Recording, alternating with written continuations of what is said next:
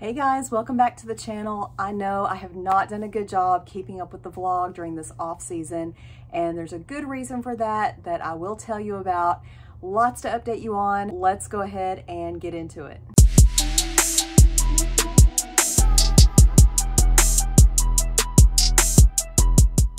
My last couple of videos were some off-season updates, and I meant to do a few more of those over the last few months. But the reason why I haven't is I actually started a new job about 3 months ago. I changed jobs in March, and you know, when you change jobs, it's just always really stressful. Everything changes. You're learning new things, you're meeting new people, you're getting used to a new routine. It was very overwhelming, so I just did not keep up with the vlog during that time. My work schedule completely changed. The hours that I work completely changed, so I now have to go to bed at a different time, get up at a different time. I'm working different days than what I used to work, and it took a while to kind of get into that routine. And then, you know, when you have a different work schedule, that affects your training schedule, your gym schedule. So I had to redo and tweak my training program, figure out what days I could go to the gym, what sort of training split I was going to do, and that takes time. It took about 6 weeks to really get into a good routine, and I finally have gotten into what I feel like is a good flow. It just took a while to get there. And then also competition season is really ramping up for a lot of competitors out there, and my posing business has also ramped up as well. Between the work change and changing my gym schedule and then taking on more posing clients, I've really just kind of let the vlog kind of sit on the back burner for a little bit, but I want to get it going again. And so what I want to do today is actually do a little Q&A. I've actually gotten a lot of questions lately, either from people at the gym or my posing clients or even my new coworkers. So I wanted to go through some of the questions that I've been asked recently. First question, are you prepping for a show? Yes, I am actually prepping for a show. Today is June 29th, and I started prepping a few weeks ago. I've been in prep almost 4 weeks.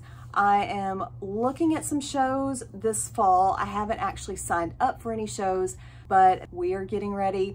We have officially started prep. We are bringing calories down. We are officially on a cut. We have moved from the off season into prep. And so that kind of brings up another question. I wasn't asked this, but some people do want to know, how do you transition from off season into prep? During the off season, you are obviously bulking, you're trying to eat more calories and put on muscle. And then when you're in a cut, you're in a deficit. Some people can easily make the switch from a calorie surplus to a calorie deficit. I like to transition more slowly. So I like to bring my calories down to maintenance and just kind of hold there for about a week or two, just to kind of let my body level out, establish what my baseline is, and then I start dropping calories. And I don't go super low initially. So I'll drop my calories and then I will get a pretty good initial weight loss for a few weeks, and then eventually your metabolism adapts and the weight loss starts to slow down. So once my weight loss starts to slow down, I haven't actually hit that point yet, but I know it's probably coming soon.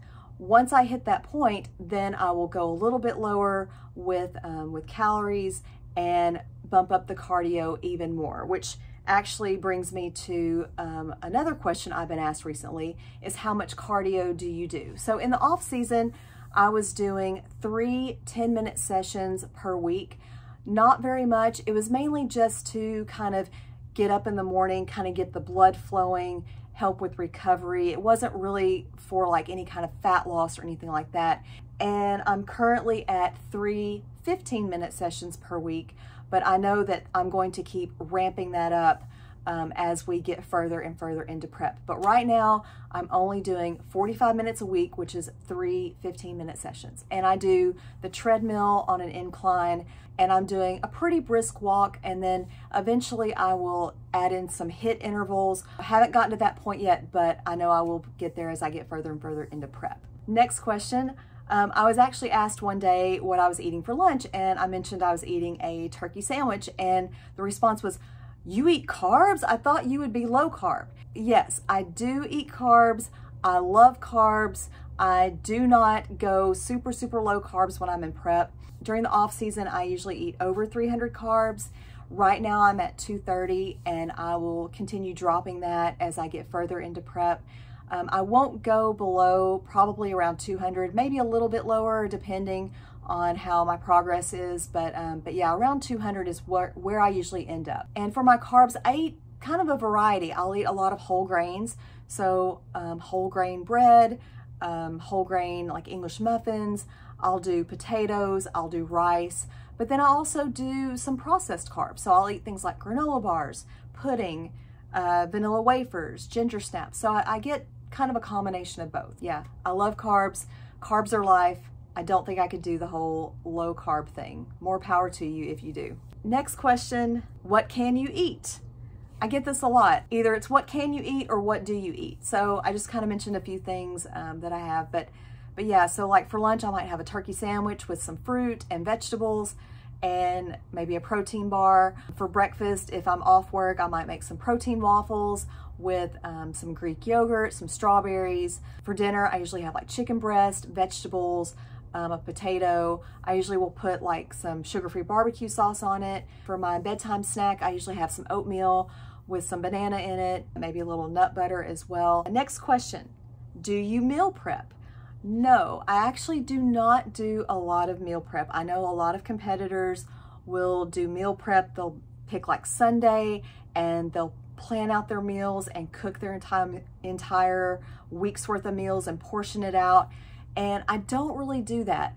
My husband is a really good cook. I am not a good cook. I don't enjoy cooking. He enjoys it. He's really good. He will make my chicken breast for me. He'll roast it in the oven or do like a sous vide and season it up really good for me. And then he will portion it out and put it in the freezer. And so I'll just take a portion out and eat on that for a few days. And so I usually make things that are really, really easy to make. So I have frozen veggies that I steam in the microwave. I put potatoes in the microwave, really, really simple things. And then for lunch, I usually just take a sandwich and some fruits and veggies. And then on the weekends, I have a little more time, so I can actually like make protein waffles. I can, you know, make some wraps and that kind of thing. But yeah, I don't really cook. I don't, you know, plan out things and have things portioned out the entire week. It's just, I've never really done that. So I don't do it. Next question, do you take creatine?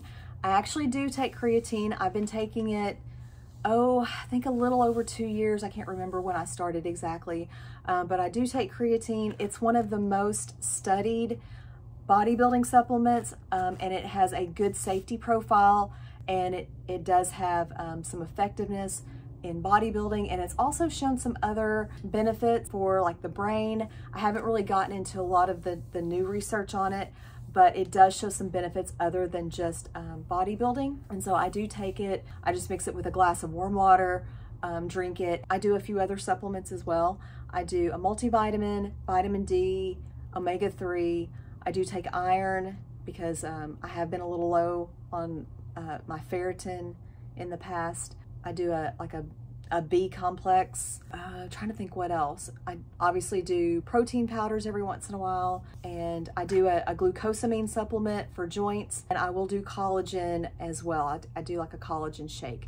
And those are the main ones I can think of. I'm probably leaving something out, but really, unless you're deficient in something, you don't really need to take a whole lot of supplements. I think a multivitamin is probably good for everybody, just in case there's any shortcomings in your diet. I mean, if you eat a good variety, you should get most things, but just as an insurance policy, it's always just kind of a good idea to take a multivitamin, and then whatever you're low on. So if you have low vitamin D, like I do, probably a good idea to take it.